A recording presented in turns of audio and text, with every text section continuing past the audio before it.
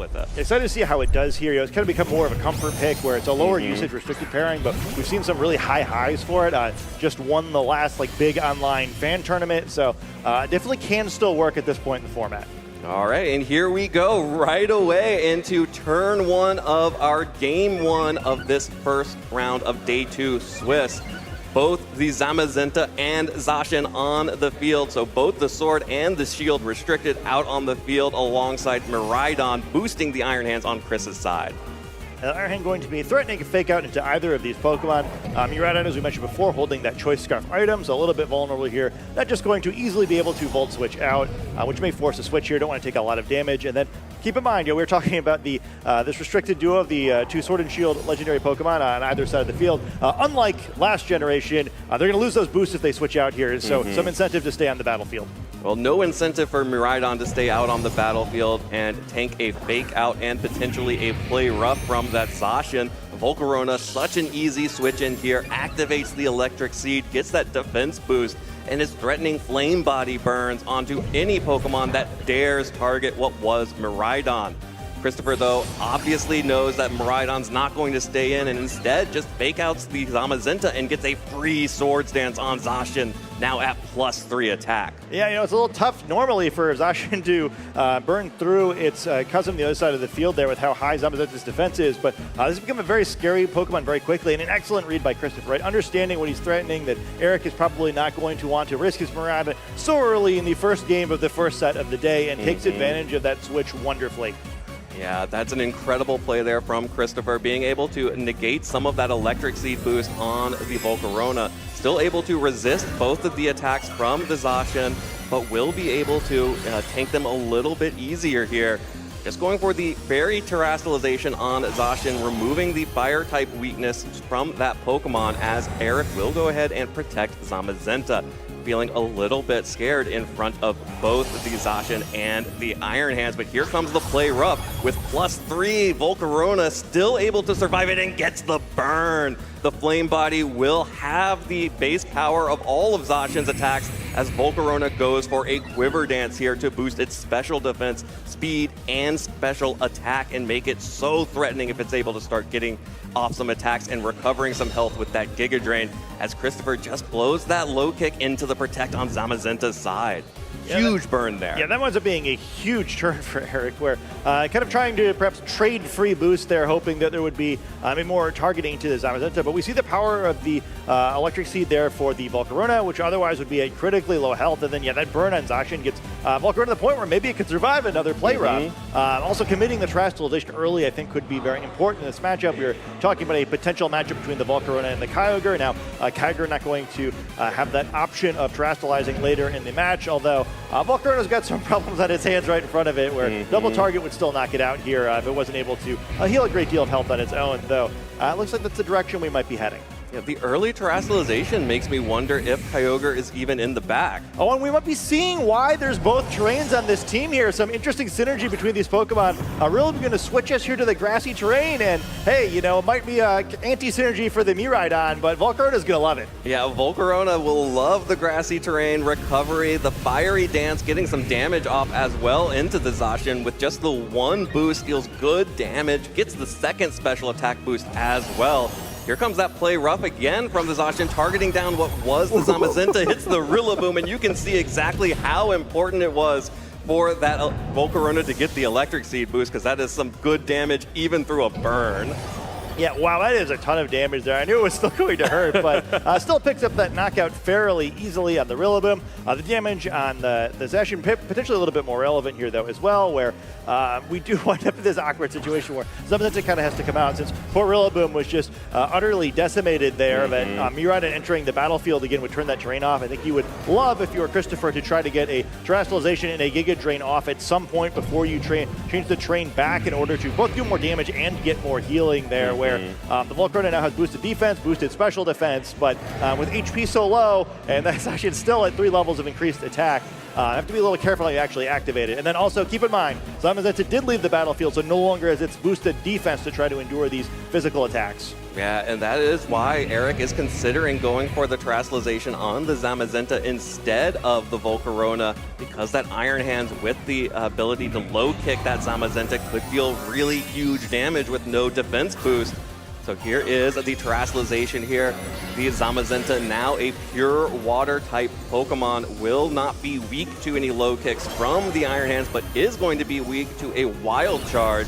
There's the Giga Drain. Doesn't need the Terastallization, just the boost from the grassy terrain and from the 2 stages of special attack will allow Volcarona to pick up that KO onto Zacian, and this Volcarona has officially gotten rolling now.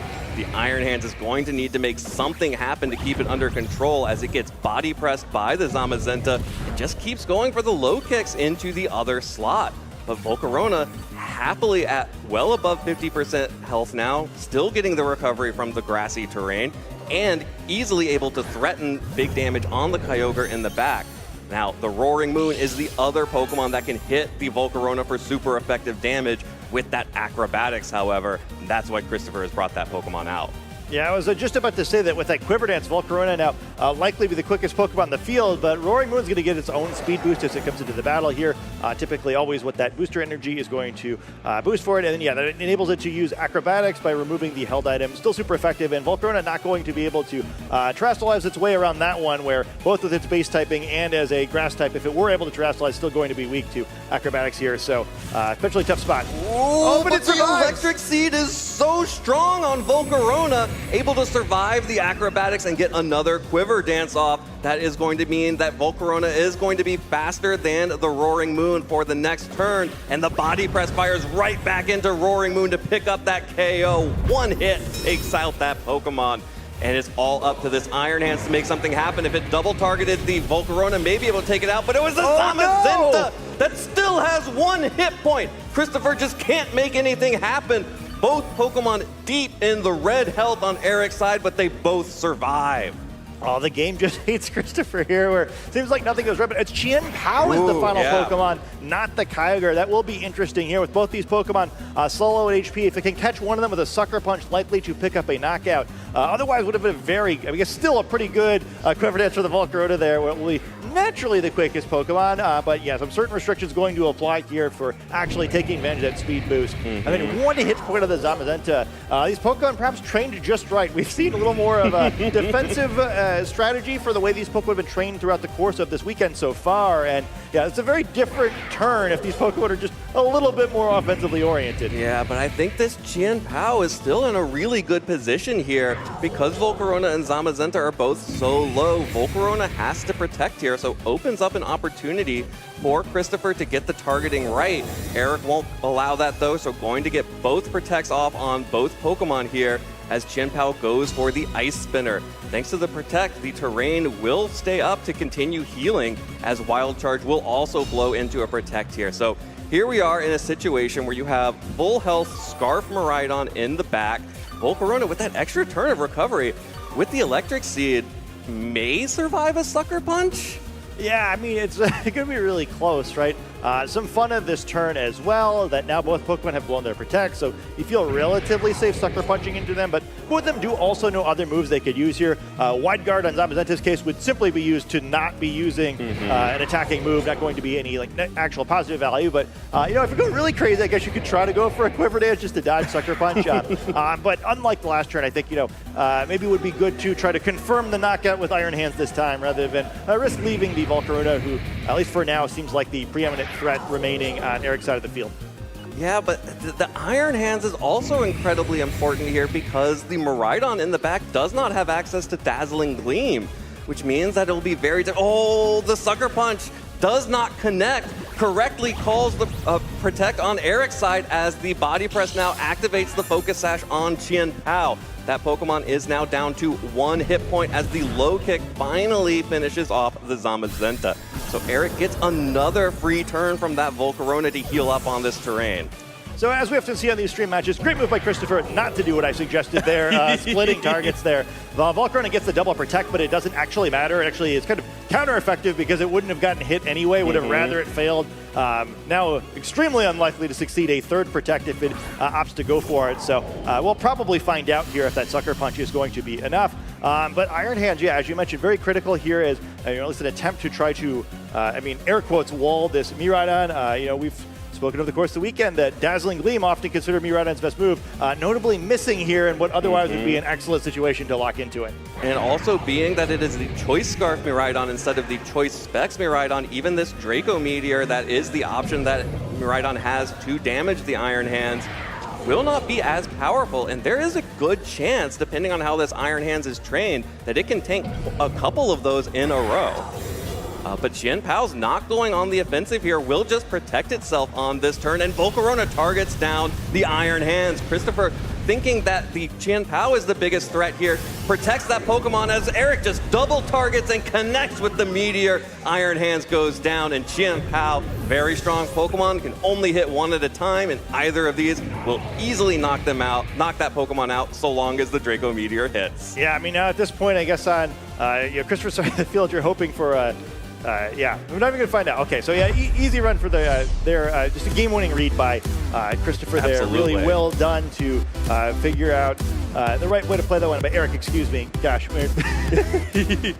Stop, reset. Okay, so yeah, really great read right there. I think that could have gone either way. We saw a lot of really interesting trading back and forth, but just kind of came down to a big read there, right? Where actually twice in a row, Qian Pao kind of making the wrong play there. We're sucker punching into a protect and then protecting nothing. And just a really excellent play by Eric. He did get a little lucky earlier in the game where it just seemed like for a while there, all the RNG was going in his favor. The burn from the Flame Body on the Volcarona is really critical. Also surviving with low HP, but he's able to cash in those advantages, right? Doesn't just get the good luck, able to turn that into something where he's making decisions and taking agency over the remainder of the game. Finishes that one off, but I think as we move this game too, it's pretty interesting where I don't know if either side's going to feel like super good about that first game, so we could see maybe a bigger switch up than normal. Yeah, and we actually just saw on the replay the turn where the Rillaboom switched in and got immediately blown up by the Zacian and the Iron Hands, which is just like, oh no, Rillaboom is down.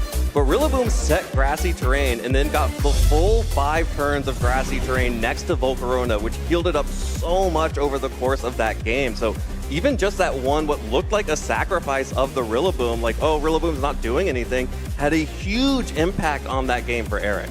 Yeah, and I think also critically just taking the damage, right? Where I think other than setting the terrain, Rillaboom wasn't like a super critical Pokemon in that matchup. It's kind of a lot of things that it doesn't do super well against there, just from my typing perspective. So able to do what it really needed to do, which is to get the terrain set correctly for Volcarona, then just get out of the way there. Where having Zamazenta back out immediately was actually really critical, right? And immediately took a knockout with that body press, sashed the Qian Pao. So I really like how Eric played from that perspective. However, there's only a 30% chance to get that burn with the Flame Body. There's only a 50% chance to get the special attack raise from the Fiery Dance. A lot of things that matter that it went right. On top of the fact that, probably with a different damage rule, that Zamazenta could have been knocked out as well. Well, big changes coming out from Christopher, bringing the Kyogre this time. I was just thinking how much I enjoyed that he didn't bring the Kyogre, but opting for a different change-up here up against the Zamazenta and the Miraidon. Yeah, I kind of love that switch up in a second game where it's great if you can show a different look. It's got to be a better look to be worth doing here, right? Kyogre, as we mentioned before, has 3 different water type attacks, including Hydro Pump, so Wide Guard isn't going to completely wall it here. I think the obvious play in this one would be to fake up the Miraidon slot, which did not happen last time, and to go for a water type attack. So we'll have to see what actually happened. Do you go for a cheeky attack with the Miraidon, especially up a game here, maybe feeling like you can get away with one where if you could connect with an unterrestrialized Kyogre, you might just steal the game immediately. Yeah, but also Christopher has the opportunity to take an advantage here by having that splash plate, having the rain set up. Water Spout or Hydro Pump will deal big damage, as Eric is repeating in Game 1, retreating the Miraidon, this time for the Rillaboom, which can tank any of those water attacks very easily from the Kyogre. At the same time, that is going to remove the attack boost from the Iron Hands, which is also a big deal in Game 1 to limit the damage that that Christopher was able to put out. Of course, Kyogre in front of Miraidon is almost always going to force this terrestrialization here into the grass type for Christopher, as Zamazenta just goes for a single protect here, not the Wide Guard, opening up potential spread damage. Oh, but it's just the Hydro Pump into the protect. but crucially, no fake out coming out from the Iron Hands this time around, but it is just a double target into the Zamazenta. So Eric, with that one switch and protect, has gotten so much value. Got the Terra out of the Kyogre and has the fake out pressure now. Yeah, I like that adjustment from Eric. As it turns out, it would have been even better to go for a Volt Switch there, but I think it's a good, more conservative play, still adjusting to the way that Christopher played that first game, where it's a very similar sort of read, doubling up on the other Pokemon this time. Doesn't give up any free damage on the Zamazenta, and does get the Rillaboom in for free, which is some great value here, right? The Kyogre, even though it's no longer weak to Grass type attack, still going to struggle to damage the Assault Vest Rillaboom. Well, Iron Hands does not like what it sees against these two Pokemon and instead will retreat in favor of the Zacian. So now getting that attack boost on the switch-in and the Terastallization coming out once again from Eric on the Zamazenta. Wants that pure water typing. The only thing that this water Zamazenta is afraid of on Christopher's team that he's shown is that Iron Hands. And without the boost and in the grassy terrain with the defense boost, Zamazenta's fine with that. Strong double target there, fake out into what was the Iron Hands and then a body press. An Origin Pulse though will connect on the Zamazenta, not the Rillaboom, dealing a decent amount of damage, but you can see why Eric wasn't super afraid of targeting the Iron Hands and leaving the Kyogre up. Yeah, absolutely. And the damage on the Zacian is kind of interesting there. We're kind of at an awkward spot here where, probably just enough with the body press would knock it out again, although now you maybe can protect a little bit, get a little bit of HP with some grassy terrain, and maybe you can change that around. Also worth noting the Kyogre moving last there. Going to make it more difficult to click that Water Spout move because, you guess wrong, you're going to be taking a lot of damage and reducing the damage of your own Water Spout. Well, Zacian just needs to go on the offensive to try and pick up some damage on the Zamazenta. Does a little, but gets knocked out in return. Big body press coming out, and now the Hydro Pump lands on Zamazenta. The double up, the single target Hydro Pump dealing big damage to the Zamazenta finally knocks that Pokemon out. That leaves the Rillaboom free to move here and does have the opportunity to just pivot again. U-turn directly into the Kyogre, deals super effective damage thanks to the Grass Terastallization. And now Eric gets to decide what Pokemon he wants to bring in first and then make the final switch in for the second Pokemon. To the terrain changing here once again, at least for now. The electric terrain, potentially impactful. Sequencing very important with the order of Pokemon entering this team. Because, that we've seen the positive version of the synergy where you get the Miraidon in, activate the Electric Seed, then get the Rillaboom in, try not to get the Miraidon in for a while. It's going to be a lot more difficult to do here. Roaring Moon coming in also at a little more advantageous point in the match where both the opposing Rillaboom and the opposing Volcarona not going to take acrobatics very well. Still going to have to worry about a fake out for at least this turn with the Rillaboom entering and exiting the battlefield all at once there with the help from U-turn and one of its friends being knocked out. But that Roaring Moon's going to be a very important Pokemon for Eric to try to get rid of here in this match. And conversely, Christopher and whatever that final Pokemon is, probably going to want to try to protect that Roaring Moon enough that it can easily clear those two Pokemon and given the opportunity. The fake out pressure, though, is why it was still worth it to bring the Rillaboom in, even with sort of the anti-synergy of the terrains here, as it will be able to potentially threaten the Roaring Moon. Miraidon has the ability to do big damage to either of these Pokemon with a Draco Meteor as well, but of course then you're risking the miss, and you're also opening yourself up to a switch-in from the Iron Hands would feel really good here to tank one of those hits. Roaring Moon, though, will just protect itself instead of going on the offensive, thanks to the Choice Scarf on Miraidon. Likely still going to be faster than the Roaring Moon, even after that Photosynthesis boost. Double Protect, though, just to scout out, and there is the Draco Meteor targeting down the Roaring Moon. Would have easily picked up a KO had the Roaring Moon not protected. And Rillaboom, again, just trying to keep pivoting around. Yeah, I think that's a very solid double protect there. In this case, removing the threat of the fake out matters a lot. However, now neither side can safely, or neither Pokemon can safely protect on this turn, more likely to fail than not. And there is a bunch of damage getting threatened there. I thought for a second we were just going to see the Kyogre attacking there, right? Well, kind of realizing that maybe the Roaring Moon drew the attention, but it's going to get a decent acrobatics in, but not knock out that Rillaboom. Well, and critically, the Roaring Moon is still faster than the Choice Scarf Miraidon here, as it does get decent damage, but gets knocked out in return by the Draco Meteor. So no ability to pick up the KO from that. A Water Spout, though, Christopher finally realizing that Eric is not needs that extra damage and isn't probably going to take even more before it gets the water spout off. But it's just not enough damage to pick up the KO on the Rillaboom. Needed the extra damage from the Origin Pulse rather than the weakened water spout right there as Volcarona pivots in. So both sides going to get to learn their opponent's final Pokemon. Volcarona forced to come in there, and Eric not really getting to act on that information because he has no choice but to bring in his fourth and final Pokemon, which will be that Iron Hands once again. So now Eric able to play around that. I think Iron Hands was almost certainly going to be that last Pokemon, but you kind of see why the Roaring Moon was sacrificed there. Iron Hands potentially very good against most of the remaining Pokemon, but that double in the first game did take it out pretty quickly, so not wanting to give up a free Draco Meteor onto it like that. Yeah, it's very good into most of the Pokemon except for this Volcarona, where anytime Iron Hands tries to attack the Volcarona, it does risk getting burnt, and of course Volcarona will be able to resist the fighting type attacks, and of course the principal fighting type attack there being Low Kick, which will do very negligible damage to the Volcarona regardless. Still, Volcarona protects itself from damage from the Kyogre as Miraidon gets faked out by the Iron Hands. There's the Origin Pulse, will not connect with the Volcarona thanks to the Protect, but will with the Miraidon. And of course, without the Rain, not dealing a whole lot of damage to that Pokemon.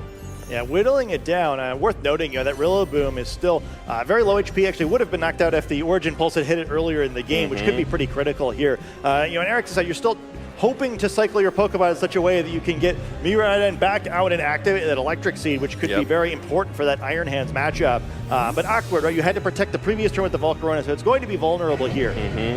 The Volcarona definitely vulnerable to damage from either of these Pokemon as Rillaboom switches back in. Kyogre will protect itself, knowing that it will be targeted down by this Volcarona. It cannot risk a Water-type attack.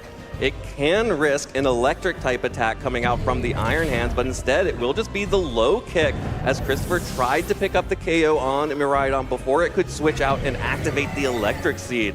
But because Eric sacrificed the Rillaboom once again, that means Miraidon gets to come back out, and finally the electric terrain is set up alongside the Volcarona, giving it that huge boost to its defense that will help it so much against this Iron Hands. That becomes a really interesting trade, though, because there's advantages and disadvantages for both sides. Volcarona going to activate that Electric Seed, going to gain its level of boosted defense. Miraidon going to get to select a final move here, but going to be locked into whatever that move is for the remainder of the game. And we saw Draco Meteor previously. I think somewhat likely to see it again here, given the resistances of both of these Pokemon, but going to get weaker and weaker as this game continues. Iron Hands also getting its Quark Drive boost, allowing it to do more damage, potentially allowing it to knock out these Pokemon a little bit more quickly. So interesting endgame here. We'll have to see what the players opt to lock into. Volcarona and Iron Hands, probably the two Pokemon that the attention is on as this game concludes. Whoa, Christopher tried to go for the double protect on Kyogre, recognizing that it's getting targeted down by this Miraidon and Volcarona.